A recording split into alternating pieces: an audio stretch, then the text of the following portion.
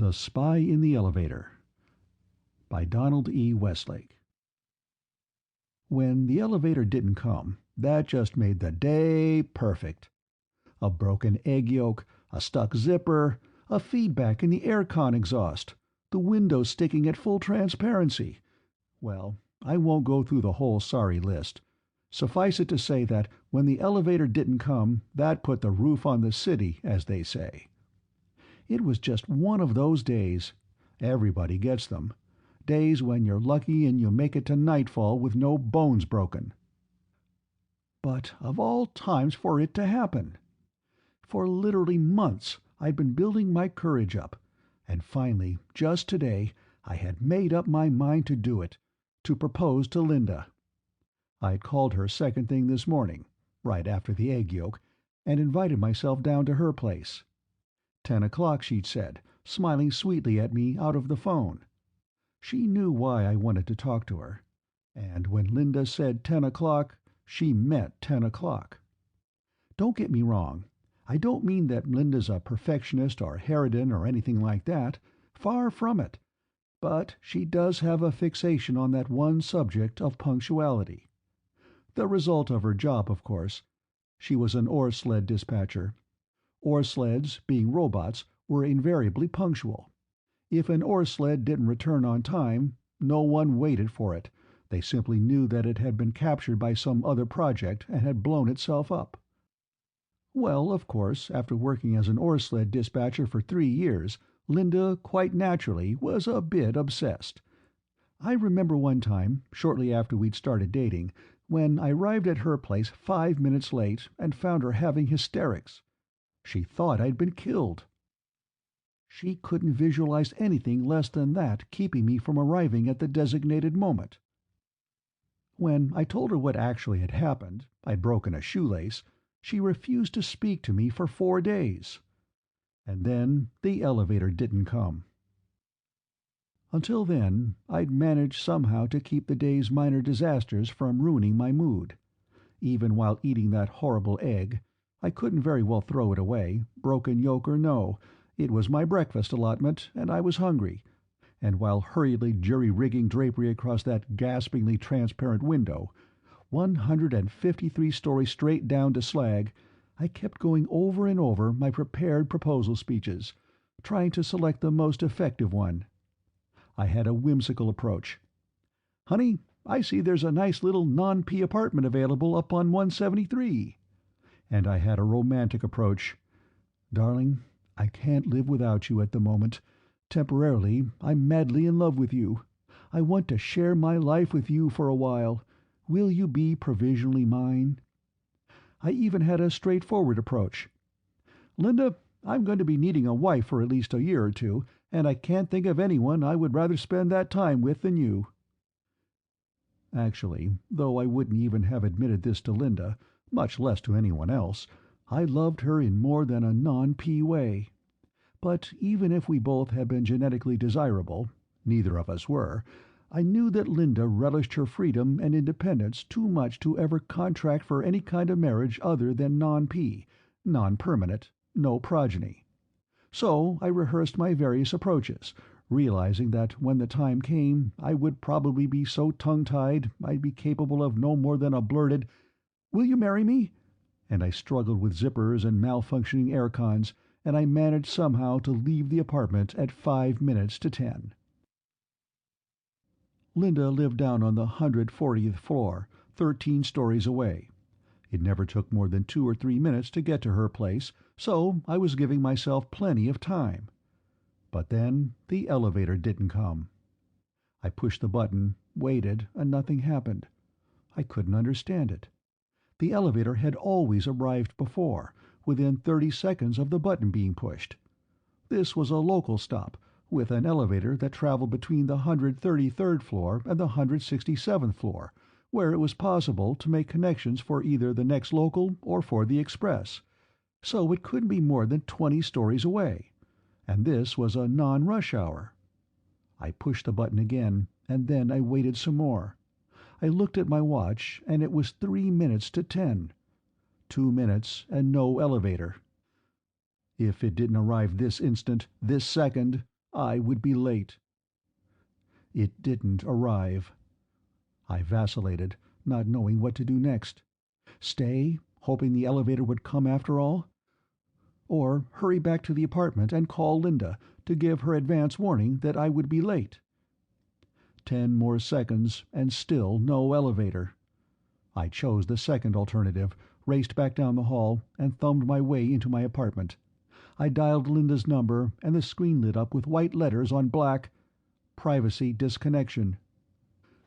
Of course, Linda expected me at any moment, and she knew what I wanted to say to her, so quite naturally she had disconnected the phone to keep us from being interrupted. Frantic, I dashed from the apartment again, back down the hall to the elevator, and leaned on that blasted button with all my weight. Even if the elevator should arrive right now, I would still be almost a minute late. No matter, it didn't arrive. I would have been in a howling rage anyway, but this impossibility piled on top of all the other annoyances and breakdowns of the day was just too much. I went into a frenzy and kicked the elevator door 3 times before I realized I was hurting myself more than I was hurting the door. I limped back to the apartment, fuming, slammed the door behind me, grabbed the phone book, and looked up the number of the transit staff. I dialed, prepared to register a complaint so loud they'd be able to hear me in sub-basement 3. I got some more letters that spelled busy. It took 3 tries before I got through to a hurried-looking female receptionist. "My name is Rice," I bellowed. "Edmund Rice. I live on the 153rd floor. I just rang for the elevator, and—" "The elevator is disconnected." She said it very rapidly, as though she were growing very used to saying it. It only stopped me for a second. "Disconnected? What do you mean, disconnected?"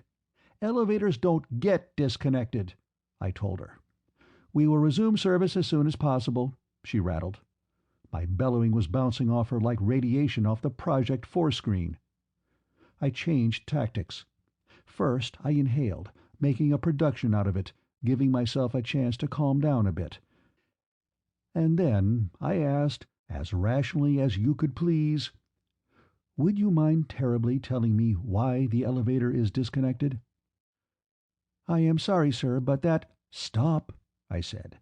I said it quietly, too, but she stopped. I saw her looking at me. She hadn't done that before. She'd merely gazed blankly at her screen and parroted her responses. But now she was actually looking at me. I took advantage of the fact. Calmly, rationally, I said to her, "I would like to tell you something, miss. I would like to tell you just what you people have done to me by disconnecting the elevator. You have ruined my life." She blinked, open-mouthed. "Ruined your life?" "Precisely." I found it necessary to inhale again, even more slowly than before. "I was on my way," I explained, "to propose to a girl whom I dearly love. In every way but one, she is the perfect woman. Do you understand me?" She nodded, wide-eyed. I had stumbled on a romantic, though I was too preoccupied to notice it at the time. "In every way but one," I continued. "She has one small imperfection, a fixation about punctuality. And I was supposed to meet her at 10 o'clock. I'm late." I shook my fist at the screen. "Do you realize what you've done? Disconnecting the elevator. Not only won't she marry me, she won't even speak to me. Not now, not after this." "Sir," she said tremulously, "please don't shout." "I'm not shouting." "Sir, I'm terribly sorry. I understand your—" "You understand?" I trembled with speechless fury. She looked all about her, and then leaned closer to the screen, revealing a cleavage that I was too distraught at the moment to pay any attention to. "We're not supposed to give you this information out, sir," she said, her voice low. "But I'm going to tell you, so you'll understand why we had to do it. I think it's perfectly awful that it had to ruin things for you this way, but the fact of the matter is," she leaned even closer to the screen, "there's a spy in the elevator." 2. It was my turn to be stunned. I just gaped at her. Uh, a what?" "A spy. He was discovered on the 147th floor and managed to get into the elevator before the army could catch him. He jammed it between floors, but the army is doing everything it can think of to get him out." "Well, but why should there be any problem about getting him out?" "He plugged in the manual controls. We can't control the elevator from outside at all, and when anyone tries to get into the shaft, he aims the elevator at them." That sounded impossible. "He aims the elevator?" "He runs it up and down the shaft," she explained, "trying to crush anybody who goes after him." "Oh," I said, "so it might take a while." She leaned so close this time that even I, distracted as I was, could hardly help but take note of her cleavage. She whispered, "They're afraid they'll have to starve him out." "Oh, no!" She nodded solemnly. "I'm terribly sorry, sir," she said. Then she glanced to her right, suddenly straightened up again, and said, "We will resume service as soon as possible." Click. Blank screen. For a minute or two, all I could do was sit and absorb what I'd been told. A spy in the elevator. A spy who had managed to work his way all the way up to the 147th floor before being unmasked. What in the world was the matter with the army? If things were getting that lax, the project was doomed, four-screen or no. Who knew how many more spies there were in the project, still unsuspected? Until that moment, the state of siege in which we all lived had had no reality for me. The project, after all, was self-sufficient and completely enclosed. No one ever left, no one ever entered. Under our roof, we were a nation 200 stories high. The ever-present threat of other projects had never been more for me, or for most other people either, I suspected, than occasional ore sleds that didn't return, occasional spies shot down as they tried to sneak into the building, occasional spies of our own leaving the project in tiny radiation-proof cars, hoping to get safely within another project and bring back news of any immediate threats and dangers that project might be planning for us. Most spies didn't return. Most ore sleds did. And within the project, life was full, the knowledge of external dangers merely lurking at the backs of our minds. After all, those external dangers had been no more than potential for decades, since what Dr. Kilbilly called the ungentlemanly gentleman's war. Dr. Kilbilly, intermediate project history when I was 15 years old, had private names for every major war of the 20th century. There was the ignoble nobleman's war, the racial non-racial war, and the ungentlemanly gentleman's war, known to the textbooks, of course, as World Wars I, II, and III. The rise of the projects, according to Dr. Kilbilly, was the result of many, many factors, but two of the most important were the population explosion and the Treaty of Oslo. The population explosion, of course, meant that there was continuously more and more people, but never any more space. So that housing, in the historically short time of 1 century, made a complete transformation from horizontal expansion to vertical. Before 1900, the vast majority of human beings lived in tiny huts of from 1 to 5 stories. By 2000, everybody lived in projects. From the very beginning, small attempts were made to make these projects more than dwelling places. By mid-century, projects, also called apartments and co-ops, already included restaurants, shopping centers, babysitting services, dry cleaners, and a host of other adjuncts. By the end of the century, the projects were completely self-sufficient, with food grown hydroponically in the sub-basements, separate floors set aside for schools and churches and factories, robot ore sleds capable of seeking out raw materials unavailable within the projects themselves, and so on. and all because of, among other things, the population explosion. And the Treaty of Oslo. It seems there was a power struggle between two sets of then existing nations. They were something like projects, only horizontal instead of vertical, and both sets were equipped with atomic weapons. The Treaty of Oslo began by stating that atomic war was unthinkable, and added that just in case anyone happened to think of it, only tactical atomic weapons could be used. No strategic atomic weapons. A tactical weapon is something you use on the soldiers, and a strategic weapon is something you use on the folks at home. Oddly enough, when somebody did think of the war, both sides adhered to the Treaty of Oslo, which meant that no projects were bombed. Of course, they made up for this as best they could by using tactical atomic weapons all over the place.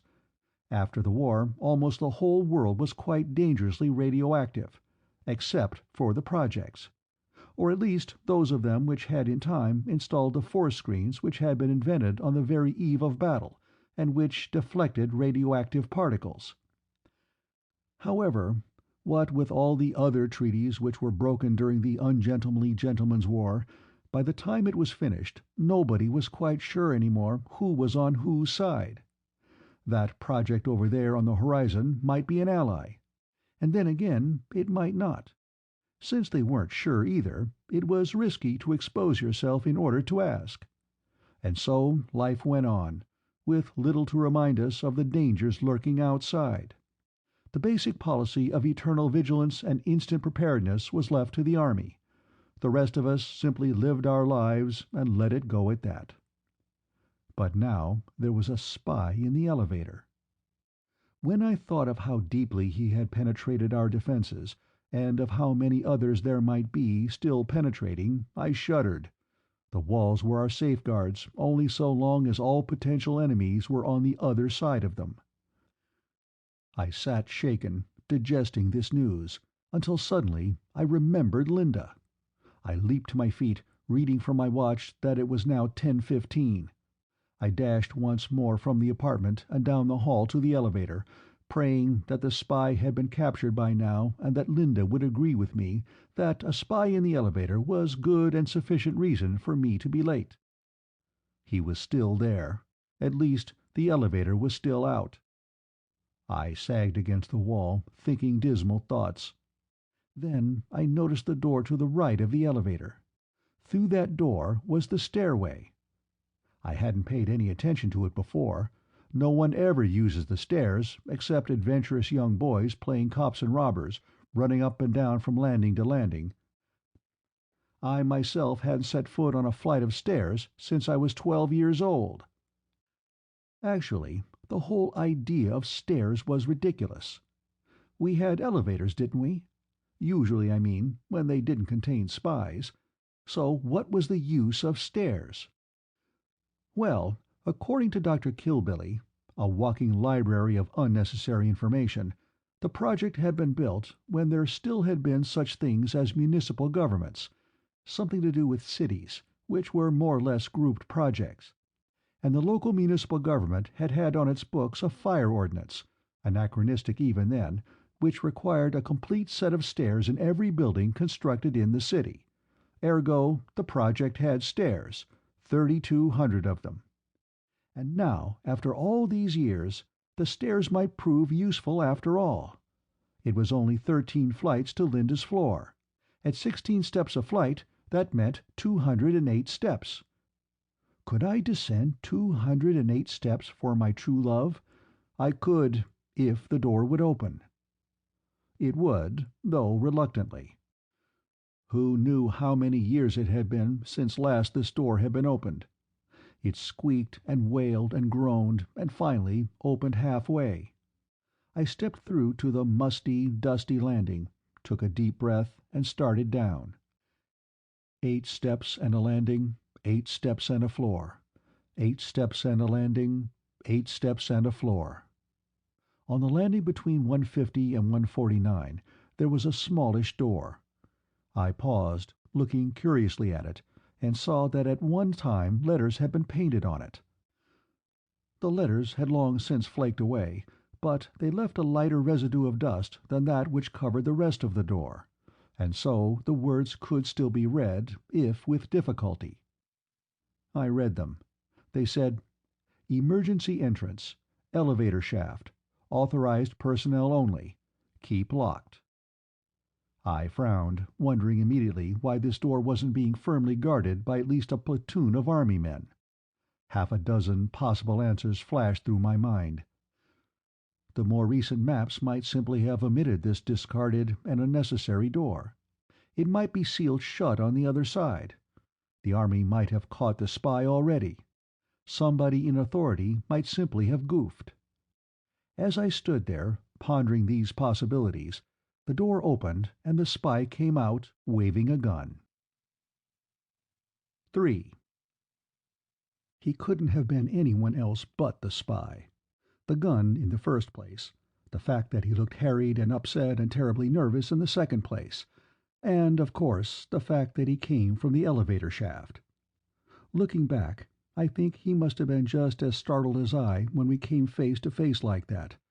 We formed a brief tableau, both of us open-mouthed and wide-eyed. Unfortunately, he recovered first. He closed the emergency door behind him quickly but quietly. His gun stopped waving around and instead pointed directly at my middle. "Don't move," he whispered harshly. "Don't make a sound." I did exactly as I was told. I didn't move and I didn't make a sound, which left me quite free to study him.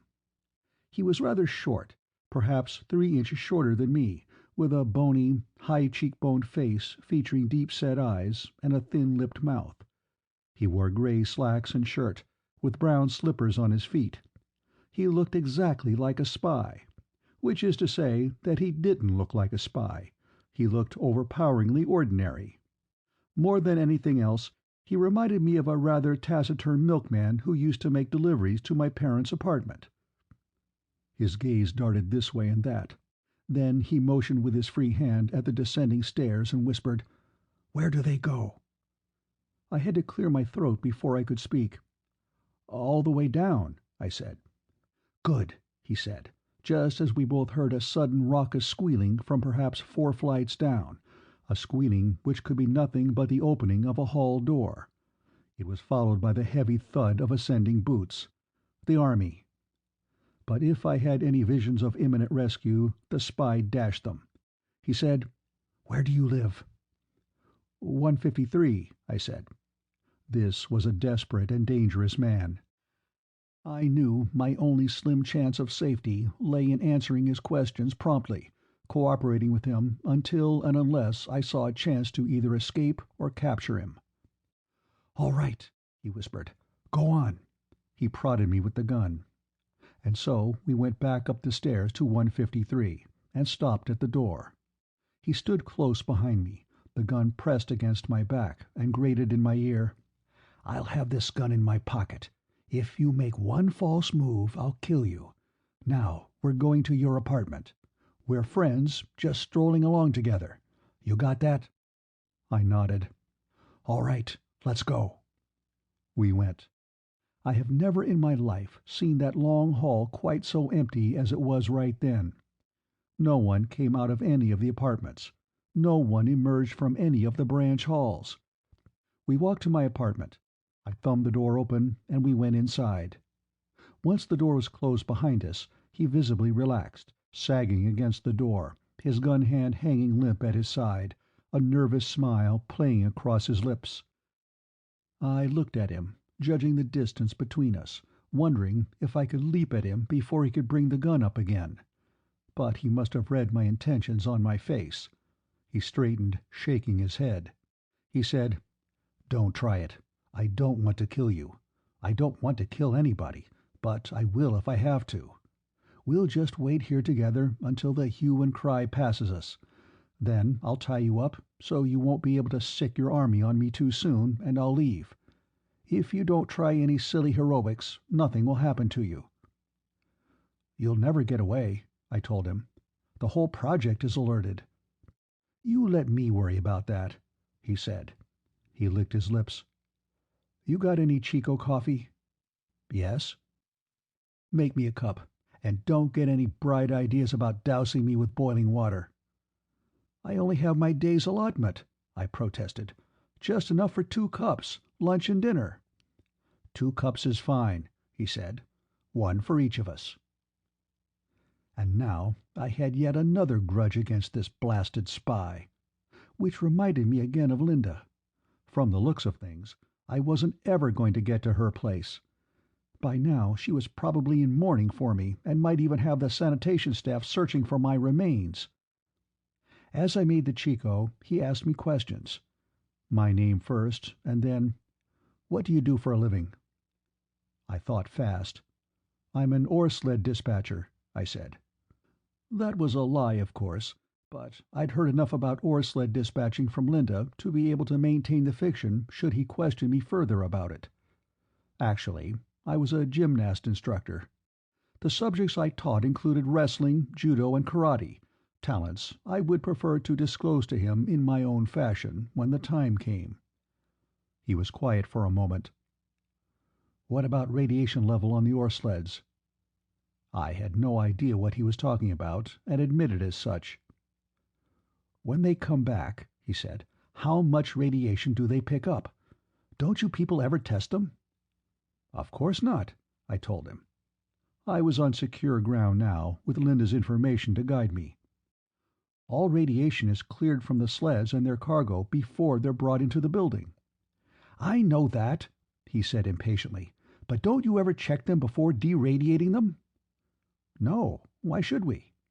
"To find out how far the radiation level outside has dropped." "For what? Who cares about that?" He frowned bitterly. "The same answer," he muttered, more to himself than to me. "The same answer every time. You people have crawled into your caves, and you're ready to stay in them forever." I looked around at my apartment. "Rather a well-appointed cave," I told him. "But a cave nevertheless." He leaned toward me, his eyes gleaming with a fanatical flame. "Don't you ever wish to get outside?" Incredible. I nearly poured boiling water all over myself.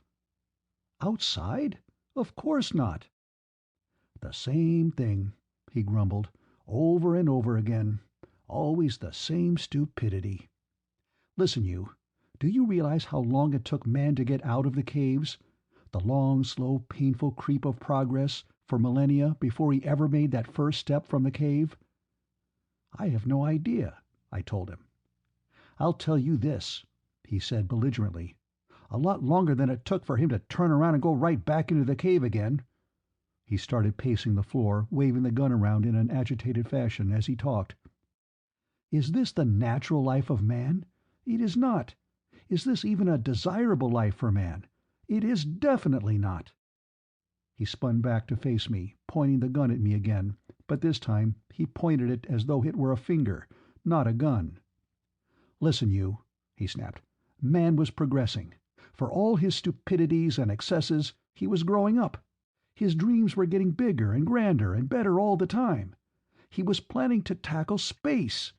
The moon first, and then the planets, and finally the stars. The whole universe was out there, waiting to be plucked like an apple from a tank. And man was reaching out for it." He glared as though daring me to doubt it. I decided that this man was doubly dangerous.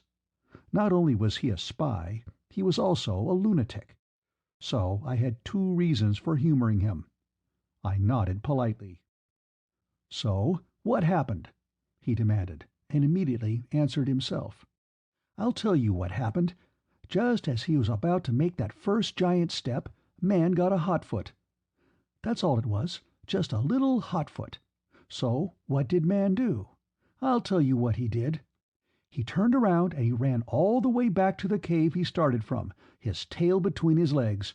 That's what he did." To say that all of this was incomprehensible would be an extreme understatement. I fulfilled my obligation to this insane dialogue by saying, "Here's your coffee." "Put it on the table," he said, switching instantly from raving maniac to watchful spy. I put it on the table. He drank deep, then carried the cup across the room and sat down in my favorite chair. He studied me narrowly, and suddenly said, "What did they tell you I was? A spy?" "Of course," I said. He grinned bitterly, with one side of his mouth. "Of course. The damn fools. Spy. What do you suppose I'm going to spy on?" He asked the question so violently and urgently that I knew I had to answer quickly and well, or the maniac would return. I wouldn't know exactly," I stammered. "Military equipment, I suppose?" "Military equipment? What military equipment? Your army is supplied with uniforms, whistles, and handguns, and that's about it." "The defenses," I started. "The defenses," he interrupted me, "are non-existent. If you mean the rocket launchers on the roof, they're rusted through with age. And what other defenses are there? None." "If you say so," I replied stiffly. The Army claimed that we had adequate defense equipment. I chose to believe the Army over an enemy spy. "Your people send out spies too, don't they?" he demanded. "Well, of course." "And what are they supposed to spy on?" "Well—" It was such a pointless question. It seemed silly to even answer it. "They're supposed to look for indications of an attack by one of the other projects." "And do they find any indications, ever?" "I'm sure I don't know," I told him frostily. "That would be classified information." "You bet it would," he said with malicious glee. "All right, if that's what your spies are doing, and if I'm a spy, then it follows that I'm doing the same thing, right?" "I don't follow you," I admitted. "If I'm a spy," he said impatiently, "then I'm supposed to look for indications of an attack by you people on my project." I shrugged. "If that's your job," I said, "then that's your job." He got suddenly red-faced and jumped to his feet. "That's not my job, you blatant idiot!" he shouted. "I'm not a spy. If I were a spy, then that would be my job." The maniac had returned in full force. "All right," I said hastily. "All right, whatever you say." He glowered at me a moment longer, then shouted, "Bah!" and dropped back into the chair. He breathed rather heavily for a while, glaring at the floor, then looked at me again. "All right, listen. What if I were to tell you that I had found indications that you people were planning to attack my project?" I stared at him. "That's impossible!" I cried. "We aren't planning to attack anybody. We just want to be left in peace." "How do I know that?" he demanded. "It's the truth. What would we want to attack anybody for?" "Aha!" He sat forward, tensed, pointing the gun at me like a finger again. "Now then," he said, "if you know it doesn't make any sense for this project to attack any other project, then why in the world should you think they might see some advantage in attacking you?" I shook my head, dumbfounded. "I can't answer a question like that," I said. "How do I know what they're thinking?" "They're human beings, aren't they?" he cried. "Like you, like me, like all the other people in this mausoleum?" "Now wait a minute." "No," he shouted. "You wait a minute. I want to tell you something. You think I'm a spy. That blundering army of yours thinks I'm a spy. That fathead who turned me in thinks I'm a spy. But I'm not a spy, and I'm going to tell you what I am." I waited, looking as attentive as possible. "I come," he said, "from a project about 80 miles north of here. I came here by foot, without any sort of radiation shield at all to protect me." The maniac was back. I didn't say a word. I didn't want to set off the violence that was so obviously in this lunatic. "The radiation level," he went on, "is way down. It's practically as low as it was before the atom war. I don't know how long it's been that low, but I would guess about 10 years at the very least." He leaned forward again, urgent and serious. The world is safe out there now. Man can come back out of the cave again. He can start building the dreams again. And this time he can build better, because he has the horrible example of the recent past to guide him away from the pitfalls. There's no need any longer for the projects. And that was like saying there's no need any longer for stomachs. But I didn't say so. I didn't say anything at all. I'm a trained atomic engineer, he went on. In my project, I worked on the reactor. Theoretically, I believed that there was a chance the radiation outside was lessening by now, though we had no idea exactly how much radiation had been released by the atomic war. But I wanted to test the theory, and the Commission wouldn't let me. They claimed public safety, but I knew better. If the outside were safe and the projects were no longer needed, then the Commission was out of a job, and they knew it. Well, I went ahead with the test anyway, and I was caught at it. For my punishment, I was banned from the project. They kicked me out, telling me if I thought it was safe outside, I could live outside. And if it really was safe, I could come back and tell them. Except that they also made it clear that I would be shot if I tried to get back in, because I would be carrying deadly radiation. He smiled bitterly.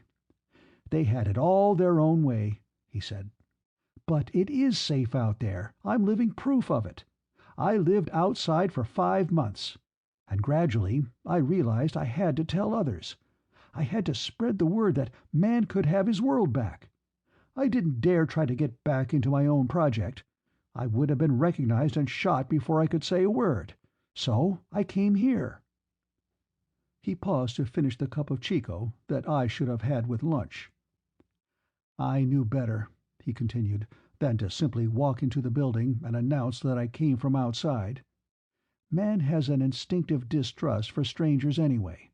The projects only intensify it. Once again, I would have been shot. So I've been working in a more devious way. I snuck into the project. Not a difficult thing for a man with no metal on his person, no radiation shield cocooning him, and for the last 2 months I've been wandering around the building, talking with people. I strike up a conversation. I try to plant a few seeds of doubt about the deadliness of outside, and I hope that at least a few of the people I talk to will begin to wonder, as I once did. 2 months. This spy, by his own admission, had been in the project 2 months before being detected. I'd never heard of such a thing, and I hoped I'd never hear of such a thing again. Things worked out pretty well, he said, until today. I said something wrong. I'm still not sure what. And the man I was talking to hollered for army, shouted I was a spy. He pounded the chair arm. But I'm not a spy, and it's the truth. Outside is safe. He glared suddenly at the window. Why have you got that drape up there? The window broke down, I explained. It's stuck at transparent. Transparent? Fine. He got up from the chair, strode across the room, and ripped the drape down from the window. I cowered away from the sun glare, turning my back to the window. Come over here, he shouted. When I didn't move, he snarled, Get up and come over here, or I swear I'll shoot. And he would have. It was plain in his voice. I got to my feet, hesitant, and walked trembling to the window, squinting against the glare. Look out there, he ordered. Look! I looked. 4. Terror, horror, dizziness and nausea. Far and away and far, nothing and nothing. Only the glare, and the high blue, and the far, far horizon, and the broken gray slag stretching out way down below. Do you see? He demanded. Look down there. We're so high up it's hard to see, but look for it. Do you see it? Do you see the green? Do you know what that means? There are green things growing again outside. Not much yet. It's only just started back, but it's begun. The radiation is down. Plants are growing again. The power of suggestion. And, of course, the heightened sensitivity caused by the double threat of a man beside me carrying a gun and that yawning, aching expanse of nothing beyond the window. I nearly fancy that I did see faint specks of green. "Do you see it?" he asked me. "Wait," I said. I leaned closer to the window, though every nerve in me wanted to leap the other way. "Yes," I said. "Yes, I see it. Green." He sighed, a long, painful sigh of thanksgiving. "Then, now you know," he said. "I've been telling you the truth. It is safe outside." And my lie worked. For the first time, his guard was completely down. I moved like a whirlwind. I leaped and twisted his arm in a hard hammerlock, which caused him to cry out and drop the gun. That was wrestling. Then I turned and twisted and dipped, causing him to fly over my head and crash to the floor. That was judo. Then I jabbed one rigid forefinger against a certain spot on the side of his neck, causing the blood in his veins to forever stop its motion. That was karate. Well, by the time the army men had finished questioning me, it was 3 o'clock in the afternoon, and I was 5 hours late. The army men corroborated my belief that the man had been a spy, who had apparently lost his mind when cornered in the elevator. Outside was still dangerous, of course, they assured me of that. And he'd been lying about having been here 2 months. He'd been in the project less than 2 days. Not only that, the army men told me they'd found the radiation-proof car he'd driven, and in which he had hoped to drive back to his own project once he discovered all our defenses. Despite the fact that I had the most legitimate excuse for tardiness under the roof, Linda refused to forgive me for not making our 10 o'clock meeting. When I asked her to marry me, she refused, at length and descriptively. But I was surprised and relieved to discover how rapidly I got over my heartbreak. This was aided by the fact that once the news of my exploit spread, there were any number of girls more than anxious to get to know me better, including the well-cleavaged young lady from the transit staff. After all, I was a hero. They even gave me a medal.